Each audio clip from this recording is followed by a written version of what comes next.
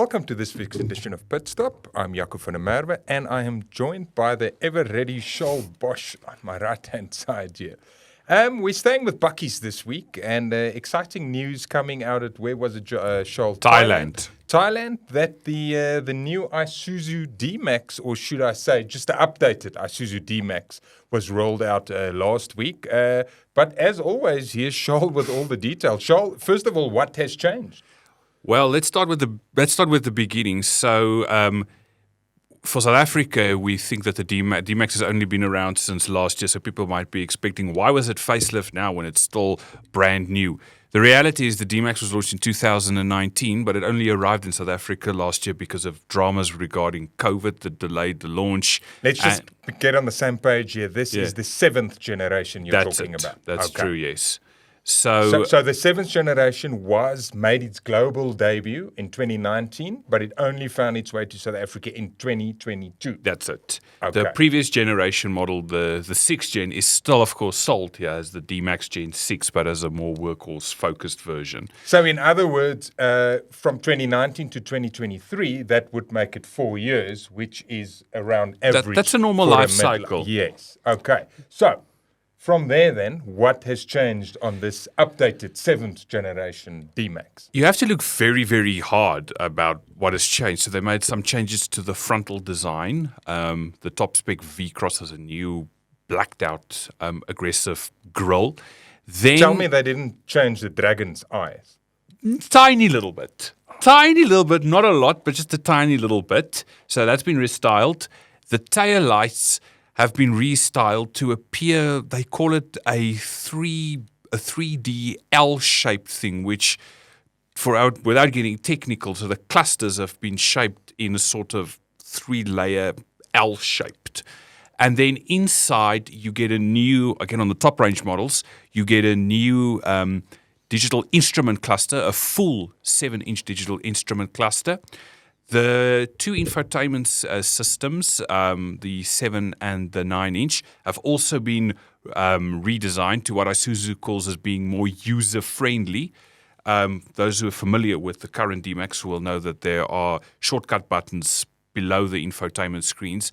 Those have been replaced by touch-sensitive buttons. In your opinion, is that a good upgrade? Were you a fan of the previous? I was a fan of the previous physical buttons, but with this new one, there's new volume dials, new 2 physical knobs, if you call it that, on the side, whereas this current one doesn't have it, which helps a lot.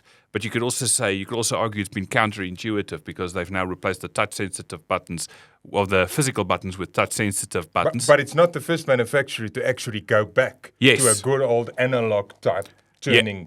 Volkswagen has been recently, they announced a lot of criticism, have gone back to physical buttons after a lot of criticism, not only from us as the media, but also from users, with regards to the touch-sensitive buttons. So, and the infotainment screen has been refreshed to make it more user-friendly. So that is basically the exterior and the interior changes. And then on the 4-wheel drive models, they've given it what they call a rough road setting, which they didn't go into detail of at all. So that completes the non-oily bit changes. Oh, speaking of oily, let's go to the oily bits. Engines still the same, the 1.9 and the 3 litre? Those are exactly the same. The 1.9 is exactly the same with 110 kilowatts and 350 newtons. The 3 litre diesel, also the same, 140 kilowatts and 450 newtons. However, if you believe what has come out also from Thailand a couple of weeks ago, both those engines could soon be a thing of the past. There is a rumor, unconfirmed rumor around that Isuzu is working on a brand new 2.2 litre diesel engine, which will phase out both the 1.9 and the 3 litre. The date of when this has happened has not been confirmed, but then again, Isuzu has not said anything outright to confirm it.